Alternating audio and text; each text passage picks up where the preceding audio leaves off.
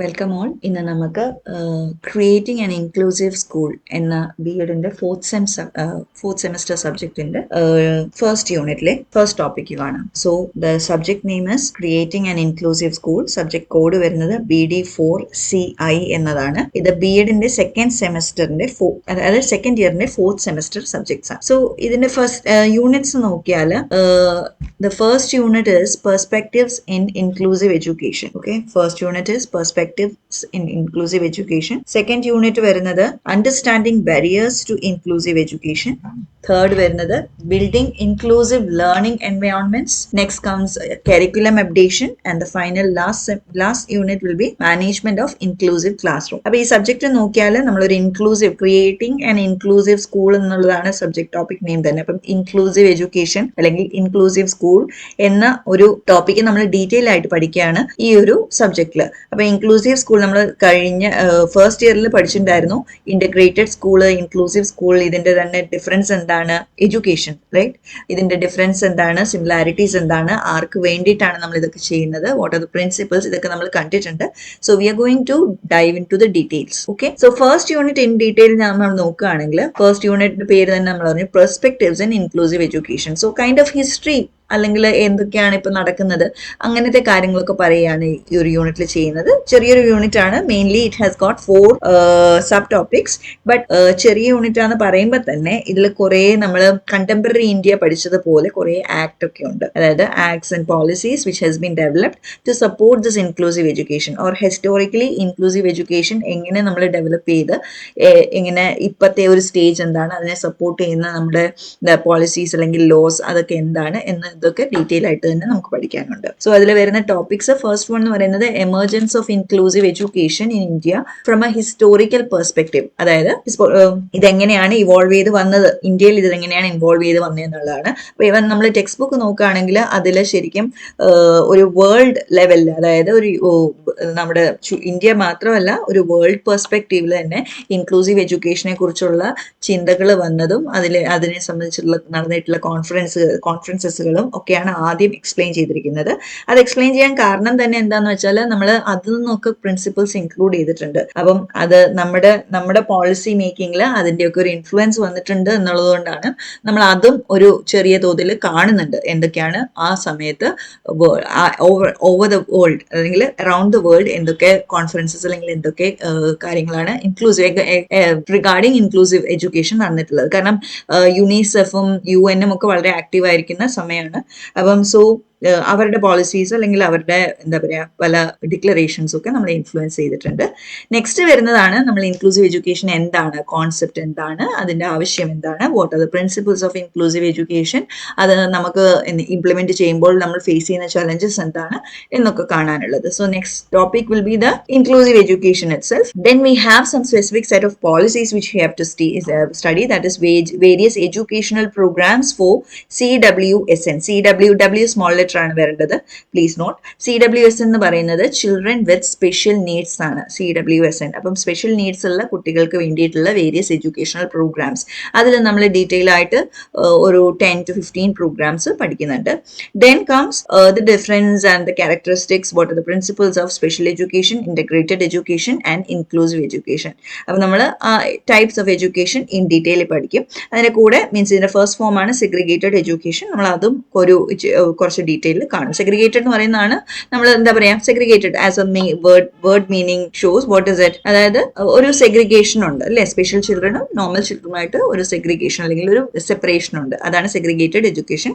പിന്നെ വരുന്നതാണ് എന്ത്, സെഗ്രിഗേറ്റഡ് എഡ്യൂക്കേഷൻ തന്നെയാണ് സ്പെഷ്യൽ എഡ്യൂക്കേഷൻ അല്ലെങ്കിൽ കൈൻഡ് ഓഫ് നമുക്ക് അങ്ങനെ പറയാം. കാരണം എന്താണ്, രണ്ടുപേരെയും രണ്ടായിട്ട് തന്നെ പഠിപ്പിക്കുകയാണ്. then we have integrated and inclusive education. So അത് നമുക്ക് ഡീറ്റെയിൽ ആയിട്ട് പഠിക്കാനുണ്ട്. So this is about the unit. So these are the 4 main topics which we will be dealing in this unit. Okay, so we'll go to the first topic, that is emergence of inclusive education in India from a historical perspective.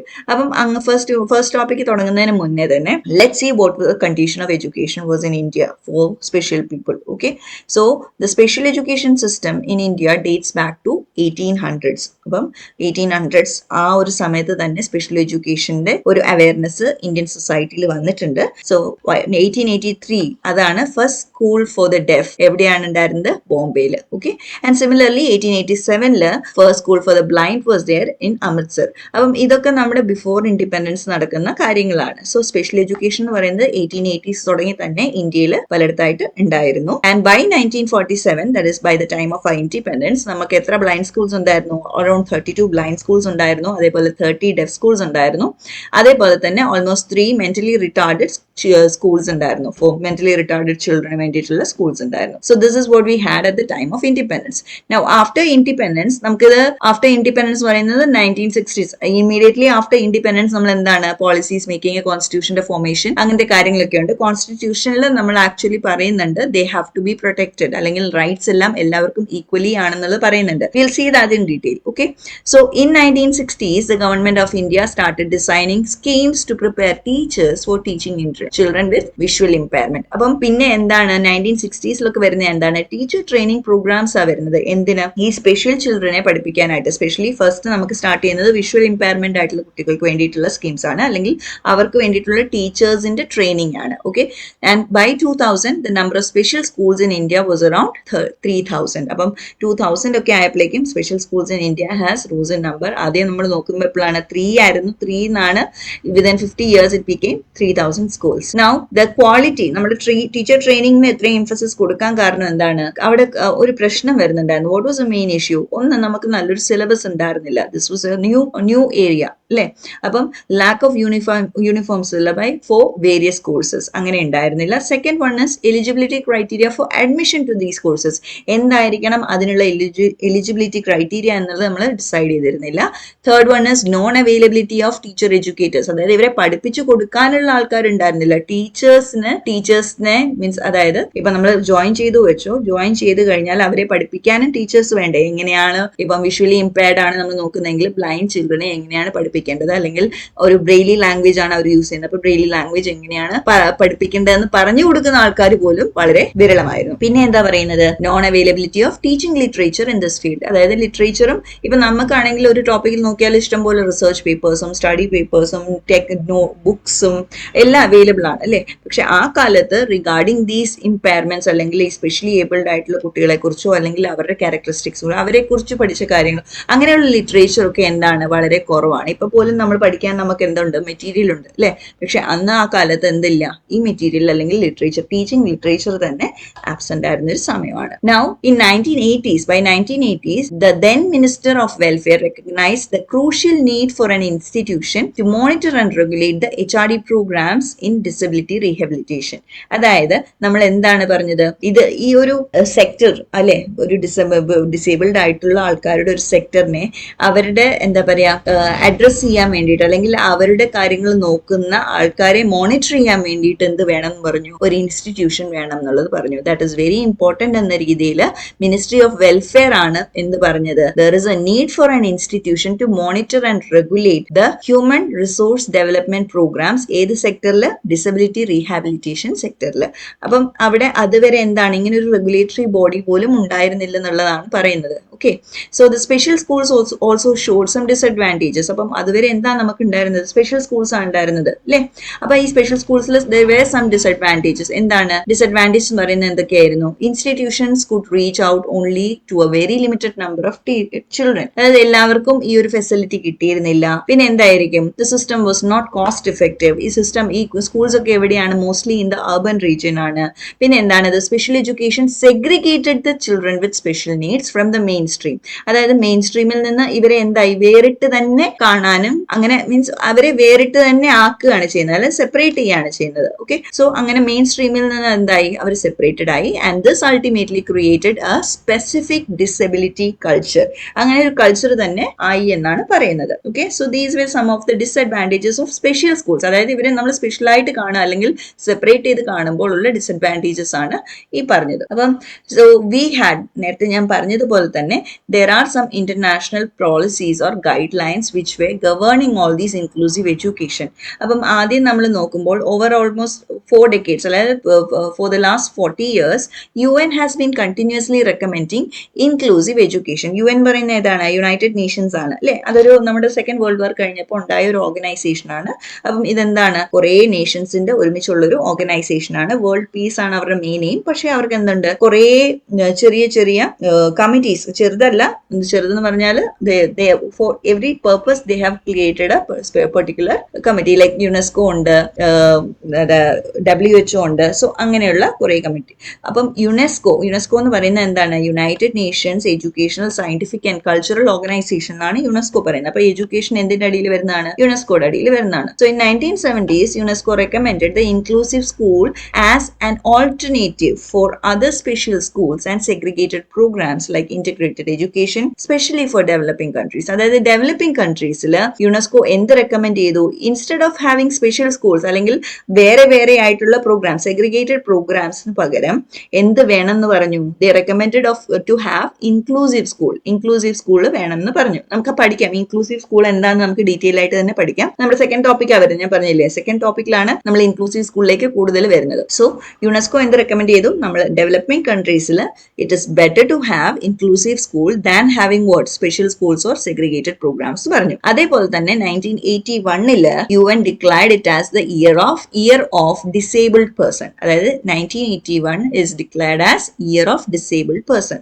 അപ്പൊ ആ ഒരു ഇയറിന് നമ്മൾ പറഞ്ഞ എന്താണ്? Education should as far as possible be provided within the ordinary system without any discrimination against handicapped children or adults. അതായത് education പറ്റാവുന്നിടത്തോളം എവിടെ കൊടുക്കണം എന്നാണ്? നമ്മുടെ നോർമൽ എഡ്യൂക്കേഷൻ സിസ്റ്റത്തിൽ തന്നെ കൊടുക്കണം. അതായത് there should not be any discrimination against what handicapped അല്ലെങ്കിൽ ഡിസേബിൾഡ് ആയിട്ടുള്ള കുട്ടികൾക്കോ വലിയ മുതിർന്നവർക്കോ ഒരു ഒരു വ്യത്യാസം കാണിക്കാതെ, ഒരു ഡിസ്ക്രിമിനേഷൻ കാണിക്കാതെ നോർമൽ സിസ്റ്റത്തിൽ എത്രമാത്രം പറ്റുന്നോ അത്രയും ഒരു നോർമൽ സിസ്റ്റത്തിൽ തന്നെ എഡ്യൂക്കേഷൻ പോകണം. എല്ലാവർക്കും കൊടുക്കുന്നത് പോലെ തന്നെ എഡ്യൂക്കേഷൻ കൊടുക്കണം എന്ന ഒരു വേർഡാണ് അല്ലെങ്കിൽ ഒരു സ്ലോഗൻ പോലെയാണ് UN അന്ന് 1981 ഇയർ ഓഫ് ഡിസേബിൾഡ് പേഴ്സൺ എന്ന് പറയുന്നത് പറയുന്നത്. Okay, so they recommended what? Inclusive education, that is a normal mainstream education for everybody, അങ്ങനെ പറ്റാവുന്നിടത്തോളം. ഓക്കെ, സോ അതിന് റിഗാർഡിംഗ് ആയിട്ട് നമുക്കൊരു 4 ഒരു കോൺഫറൻസസ് പോലെ പഠിക്കാനുണ്ട്. ദാറ്റ് ഇസ് ഗൈഡ് ലൈൻസ് അല്ലെങ്കിൽ conferences. First is Tallinn guidelines for action, that is in 1989. Next is Jomtien conference in 1990. പിന്നെ Salamanca world conference on special needs education, that is in 1994. and the Dakar conference in Senegal, that is in 2000. അപ്പോൾ ഇതിന്റെ pronunciation correct ആണോ എന്ന് എനിക്കറിയില്ല. So these are all name of places. Okay, അപ്പം next first one നോക്കാം. That is Tallinn guidelines for action, that is in 1989. അപ്പൊ Tallinn guidelines പറയുന്നത് UNESCO organise ചെയ്ത ഒരു പ്രോഗ്രാം ആണ്. അതിൽ സ്പെഷ്യൽ ഫോക്കസ് വരുന്നത് എന്തിനാണ്? Special needs education in a particular area. ഏതാണ്? ബോൾട്ടിക് ആൻഡ് നോർഡിക് റീജിയൻ എന്നാണ് പറയുന്നത്. ഈ ബോൾട്ടിക് ആൻഡ് നോർഡിക് റീജിയൻ എന്ന് പറയുന്നത് ഇത് 2 ഡിസ്റ്റിങ്ക്ട് റീജിയൻ ആണ് നോർത്തേൺ യൂറോപ്പിലെ. പക്ഷെ എന്താണ്, അവർ ജോഗ്രഫിക്കലി ദൂരെ ആണെങ്കിൽ പോലും അവരുടെ കൾച്ചേഴ്സ് ഒക്കെ സിമിലർ ആണ്. അപ്പം ഈ 2 ഏരിയയ്ക്ക് വേണ്ടി, അതായത് നോർത്തേൺ യൂറോപ്പിലെ 2 പാർട്ടാണ്. ഓക്കെ, ഈ 2 ഏരിയയ്ക്ക് വേണ്ടിയിട്ട് സ്പെഷ്യൽ എഡ്യൂക്കേഷൻ അല്ലെങ്കിൽ സ്പെഷ്യൽ നീഡ്സ് എഡ്യൂക്കേഷനെ കുറിച്ചുള്ള അഡ്രസ് ചെയ്യാൻ വേണ്ടിയിട്ടാണ് ഈ ഒരു കോൺഫറൻസ്, ടാലിൻ കോൺഫറൻസ് അല്ലെങ്കിൽ Tallinn guidelines of action എന്ന് പറഞ്ഞാൽ അതൊരു കോൺഫറൻസിന്റെ ഔട്ട്കമാണ്. ഓക്കെ, സോ അങ്ങനെ വന്നിരിക്കുന്നത്. അപ്പം നോർഡിക് എന്ന് പറയുന്നത് ഫിൻലാൻഡ് എഡ്യൂക്കേഷണൽ സിസ്റ്റം ആണ്. അപ്പൊ യൂഷ്വലി ഫിൻലാൻഡ് എഡ്യൂക്കേഷണൽ സിസ്റ്റം എന്ന് പറയുന്നത് global model four quality and inclusion എന്ന് യൂഷ്വലി സൈറ്റ് ചെയ്യാറുള്ളതാണ്. സോ അവിടെ നടന്ന ഒരു റിഫോംസ് അല്ലെങ്കിൽ അതിനായിട്ടുള്ള ഗൈഡ് ലൈൻസ് ആണ് പറയുന്നത്. സോ കീ പോയിന്റ്സ് എന്തൊക്കെയാണ്? Emphasised early identification and intervention for children with disabilities. അതായത് എന്താണ്? നേരത്തെ ഐഡന്റിഫൈ ചെയ്യുകയും നേരത്തെ ഇന്റർവെൻഷൻ ചെയ്യുകയും. അതായത് നമ്മൾ എന്ത് ചെയ്യാണ്? ആ ഒരു ക്യാരക്ടറിസ്റ്റിക്സിലേക്ക് കൂടുതൽ കുട്ടി പോവാതെ ഹാബിറ്റ്സ് അത് ഫോം ചെയ്യുന്നതിന് മുന്നേ തന്നെ എന്ത് ചെയ്യാണ്? അവിടെ ബ്ലോക്ക് ചെയ്യാണ്, ഇന്റർവെൻഷൻ ചെയ്യാണ്. അപ്പം അത് സജസ്റ്റ് ചെയ്തു. First emphasis was on that, early identification and intervention. Second was advocated for integration. Integration എന്ന് പറഞ്ഞാൽ എന്താണ്? ഈ കുട്ടികളെ മെയിൻ സ്ട്രീം സ്കൂളിലേക്ക് തന്നെ ഇന്റഗ്രേറ്റ് ചെയ്യാനായിട്ട് എന്ത് ചെയ്യുന്നുണ്ട്? അവര് സജസ്റ്റ് ചെയ്യുന്നുണ്ട്.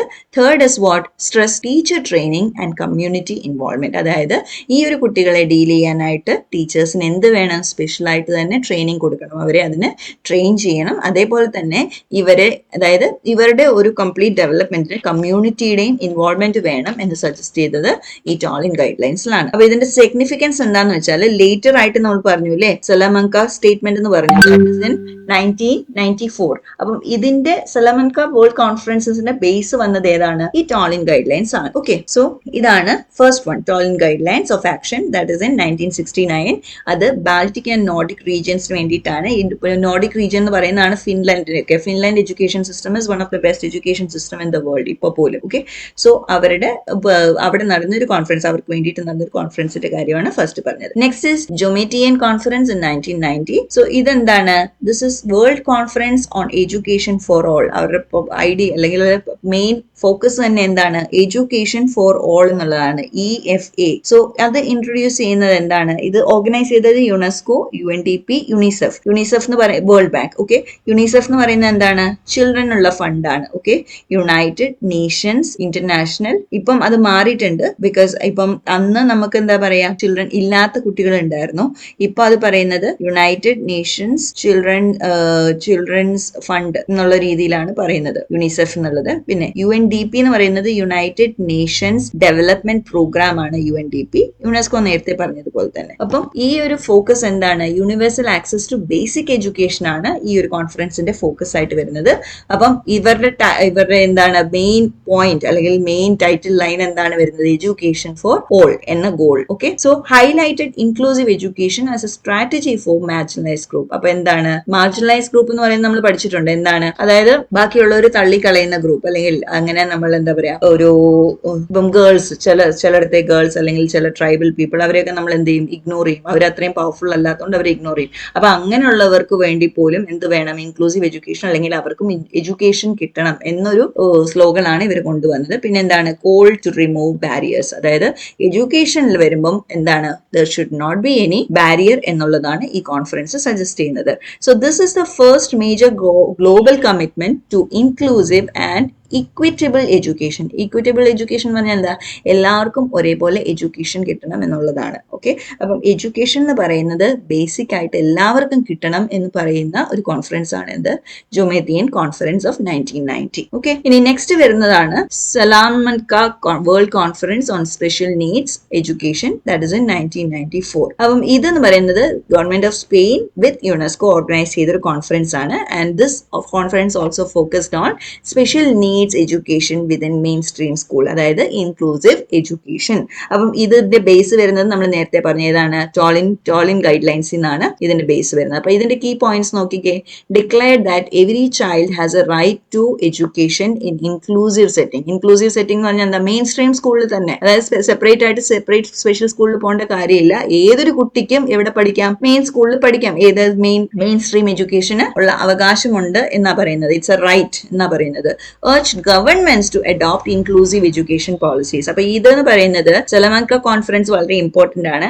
ഈ കോൺഫറൻസ് ആണ് നമ്മുടെ എന്താ പറയാ, ഈവൻ ഇന്ത്യൻ ഗവൺമെന്റ് പോലും നമ്മുടെ താഴെ പറഞ്ഞിട്ടുണ്ട് RPWD, that is Right for People with Disability Act, that is in 2016. ഇതിന്റെ ബേസ് വന്നത് എവിടുന്നാണ്? ഈ സലമൻക വേൾഡ് കോൺഫറൻസിൽ നിന്നാണ്. സോ അതെന്താണ്? വേൾഡ് വൈഡ് ആയിട്ട് ഗവൺമെന്റ്സിനോട് എന്താ പറഞ്ഞത്? ഇൻക്ലൂസീവ് എഡ്യൂക്കേഷൻ പോളിസീസ് അഡോപ്റ്റ് ചെയ്യാനായിട്ട് പറഞ്ഞു. പ്ലസ് എന്താ പറഞ്ഞത്? Promoted flexible curriculum, teacher training and assistive resources. അതായത് ഈ ഒരു കുട്ടികൾക്ക് വേണ്ടിയിട്ട് കരിക്കുലം കുറച്ച് ഫ്ലെക്സിബിൾ ആക്കുക, അവർക്ക് വേണ്ടിയിട്ടുള്ള ടീച്ചേഴ്സിനെ ട്രെയിൻ ചെയ്യുക, പിന്നെ അവർക്ക് വേണ്ട റിസോഴ്സസ് കൊടുക്കുക, അതായത് അസിസ്റ്റീവ് റിസോഴ്സസ് കൊടുക്കുക, എക്സ്ട്രാ റിസോഴ്സസ്. ഇപ്പൊ ബ്ലൈൻഡ് ആണെങ്കിൽ അവർക്ക് അനുസരിച്ചുള്ളത്, ഡെഫ് ആണെങ്കിൽ അതനുസരിച്ച്, നടക്കാൻ പറ്റാത്താണെങ്കിൽ അതനുസരിച്ചുള്ള റിസോഴ്സസ്, അപ്പം അത് കൊടുക്കുക എന്നുള്ളതൊക്കെ പറയുന്നത് ഏത് കോൺഫറൻസ് ആണ്? സലമൻക കോൺഫറൻസ് ആണ്. ഓക്കെ, ആൻഡ് അതിന്റെ ബാക്കി നോക്കിയാൽ റൈറ്റ്, നമ്മുടെ മെയിൻലി നമ്മൾ പറഞ്ഞു എന്താണ്? RPWD act 2016 rights of persons with disability act. അത് വന്നത് എവിടെ നിന്നാണ്? അതിന്റെ ബേസ് വന്നത് ഈ സലമൻക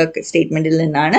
പിന്നെ പറയുന്നത് എന്താണ്? അത് ഇതിൽ നോക്കിയാൽ നമുക്ക് അവരുടെ ഓരോ പോയിന്റും നമ്മുടെ ഏത് സെക്ഷനിലാണ് വന്നിരിക്കുന്നതെന്ന് പറയാം. ഇപ്പൊ ഇൻക്ലൂസീവ് സ്കൂളിംഗ് ഫോർ ഓൾ എന്നുള്ള സലമൻക കോൺഫറൻസിലെ പ്രിൻസിപ്പിൾ ആണെങ്കിൽ നമ്മൾ എന്താ ചെയ്തിരിക്കുന്നത്? സെക്ഷൻ 16 അത് ഇൻകോർപ്പറേറ്റ് ചെയ്തിട്ടുണ്ട്.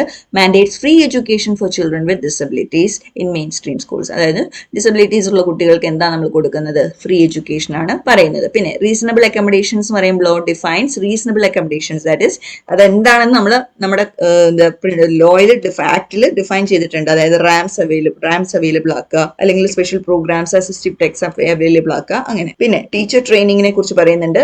എന്താ പറയുന്നത്? സെക്ഷൻ 17 പറയുന്നത് requires training for educators on disability inclusion. അതായത് എഡ്യൂക്കേറ്റേഴ്സിനെ നമ്മൾ എന്ത് ചെയ്യണം എന്ന് പറയുന്നുണ്ട്? ട്രെയിൻ ചെയ്യണം എന്ന് പറയുന്നുണ്ട്. അതേപോലെ തന്നെ നോൺ ഡിസ്ക്രിമിനേഷൻ, അതായത് ഡിസ്ക്രിമിനേറ്റ് ചെയ്യാൻ പാടില്ല, prohibits discrimination in education based on disability. അപ്പം ഡിസബിലിറ്റിയുടെ ബേസിസിൽ എഡ്യൂക്കേഷനിൽ യാതൊരു ഡിസ്ക്രിമിനേഷൻ പറ്റില്ല എന്നുള്ളത് പറയുന്നുണ്ട്. So these are the main points which were incorporated in our RPWD Act based on Salamanca principle. അതേപോലെ തന്നെ നമുക്ക് പിന്നെ ഉള്ള പോളിസീസ് ഏതൊക്കെയാണ്? SSA policy which was in 2001 വന്നത്, പിന്നെ RT in 2009, പിന്നെ NEP 2020. These were all based on what? This Salamanca conference. Okay, so അതാണ് അതിന്റെ ഇമ്പോർട്ടൻസ്. ഇനി നമ്മൾ ലാസ്റ്റ് ഇന്റർനാഷണൽ ഒരു ലെവലിൽ പഠിക്കുന്ന കോൺഫറൻസ് ആണ് ഡക്കാർ കോൺഫറൻസ് ഓഫ് സെനഗൽ. അത് വേൾഡ് എഡ്യൂക്കേഷൻ ഫോറം എന്നാ അതിന് പറയുന്നത്. ആ കോൺഫറൻസിന്റെ പേര് പറയുന്നത് വേൾഡ് എഡ്യൂക്കേഷൻ ഫോറം എന്നാണ്. It is also again organised by UNESCO. എല്ലാത്തിലും യുനെസ്കോയുടെ റോള് നമുക്ക് ശരിക്കും കാണാം ഇതിൽ. ഓക്കെ, സോ ഇത് പറയുന്നത് എന്താണ്? എഡ്യൂക്കേഷൻ ഫോർ ഓൾ എന്ന് പറഞ്ഞ് നമ്മളൊരു എഡ്യൂക്കേഷണൽ ഗോൾ ഉണ്ടാക്കിയിട്ടുണ്ടായിരുന്നല്ലോ. ഓക്കെ, അതിന്റെ ടാർഗറ്റ് അച്ചീവിങ് അല്ലെങ്കിൽ റിവ്യൂ ചെയ്യാണ് ചെയ്തത്. ആൻഡ് അതിൽ എന്തൊക്കെയാണ് ടാർഗറ്റ്സ് അച്ചീവ് ചെയ്യേണ്ടത് എന്നാണ് നമ്മൾ അതിൽ പറയുന്നത്. So what are the key points? Reaffirmed confirmation commitment to education for all by 2015 ആവുമ്പോഴേക്കും ഇതെന്ത് ചെയ്യണം? ഇത് ഇംപ്ലിമെന്റ് ചെയ്യണം എന്നുള്ളൊരു റീഅഷ്വറൻസ്, റീഅഫർമേഷൻ കൊണ്ടുവന്നു. പിന്നെ എന്താണ്? Emphasise early childhood education and universal primary education. അപ്പൊ എന്താണ്? ഏർലി ചൈൽഡ്ഹുഡ് എഡ്യൂക്കേഷനും പ്രൈമറി എഡ്യൂക്കേഷനും കമ്പൽസറി ആക്കണം, അല്ലെങ്കിൽ അത് വളരെ ഇമ്പോർട്ടന്റ് ആണെന്ന് വീണ്ടും വീണ്ടും എന്ത് ചെയ്തു? എംഫസൈസ് ചെയ്തു. പിന്നെ എന്താണ്? Introduced millennium development goals MDGs in link to education. അതായത് ഇന്ന മില്ലേനിയത്തിൽ, ഈ ഒരു മില്ലേനിയത്തിൽ നമുക്ക് എന്തൊക്കെ ഗോൾസ് സെറ്റ് ചെയ്യണം എന്നൊരു കൺസെപ്റ്റും കൂടെ ഇൻട്രൊഡ്യൂസ് ചെയ്തു. ഇതെന്താ? ഇതിന്റെ ഇമ്പോർട്ടൻസ് എന്താണ്? നമ്മുടെ സർവ ശിക്ഷ അഭിയാൻ ഇൻ ഇന്ത്യ 2001 വന്നത് അല്ലെ. So that and global monitoring of inclusive education, ഇതെല്ലാം ഇതിൽ നിന്ന് ഉരുത്തിരിഞ്ഞ് വന്ന കാര്യങ്ങളാണ്. പിന്നെ എന്താണ്? One of the critical goals of Dakar framework was ensuring equitable access to quality education for all. അതായത് ഈക്വൽ ആയിട്ട് എല്ലാവർക്കും കിട്ടണം, ഈ നല്ല ക്വാളിറ്റി എഡ്യൂക്കേഷൻ എല്ലാവർക്കും കിട്ടണം. Even if it is marginalised group, even if it is disabled people, even if it is vulnerable groups, എന്ത് വേണം? എല്ലാവർക്കും എഡ്യൂക്കേഷൻ എന്ന റൈറ്റ് ഈക്വൽ ആയിട്ട് തന്നെ കിട്ടിയിരിക്കണം. അപ്പൊ അതിൽ നമ്മൾ എംഫസൈസ് ചെയ്യുന്ന ആരൊക്കെയാണ്? Children with disabilities, girls and women, ethnic minorities, children in conflict zone, ഇവരെല്ലാം സ്പെഷ്യലി എടുത്തിട്ട് അവർക്കെല്ലാം എന്താണ്? എഡ്യൂക്കേഷൻ, ക്വാളിറ്റി എഡ്യൂക്കേഷനുള്ള അവകാശമുണ്ടെന്നും അവർക്കെല്ലാം ബാക്കിയുള്ളവരെ പോലെ തന്നെ ഈക്വൽ ആയിട്ട് നല്ല എഡ്യൂക്കേഷൻ കിട്ടണം എന്നുള്ളൊരു കാര്യവും എന്ത് ചെയ്തിട്ടുണ്ട്? ദക്കാർ ഫ്രെയിംവർക്കിൽ പറയുന്നുണ്ട്. So these are the 4 international level conferences which has been taken place on the basis of what? Inclusive education.